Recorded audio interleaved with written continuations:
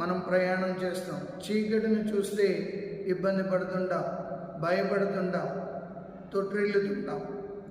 అందుకే ప్రభు చెప్తున్నారు, మీరు లోకానికి వెలుగై ఉన్నారు.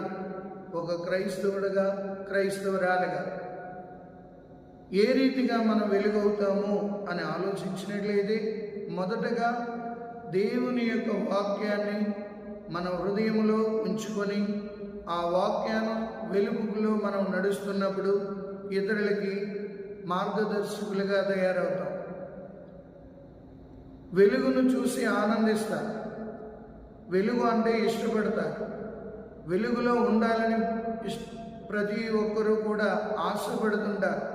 మరి నీవు నేను కూడా మనమందరం ఏ రీతిగా వెలుగుగా తయారవ్వగలము అంటే, ప్రభు ఆజ్ఞలు పాటిస్తూ ప్రభు వాక్యానుసారంగా జీవించడం మొదలుపెట్టినప్పుడు మనం ఇతరుల కంటే ప్రత్యేకమైన వ్యక్తులుగా కనబడతాం.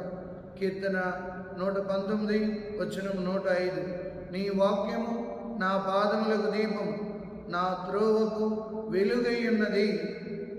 ప్రతిరోజు ఏ వ్యక్తి అయితే అనుదినము ప్రార్థిస్తుంటాడో, అనుదినము దేవుని యొక్క వాక్యాన్ని ధ్యానిస్తుంటాడో అతడు వెలుగులో నడుస్తున్నాడు. జ్ఞానస్నానం పొందేటప్పుడు, జ్ఞానస్నానం ఇచ్చేటప్పుడు కూడా మనం శౌరి నీవు క్రీస్తు జ్యోతిని స్వీకరింపుడు. అక్కడ గురువు చెప్తారు, తల్లిదండ్రులారా, జ్ఞాన తల్లిదండ్రులు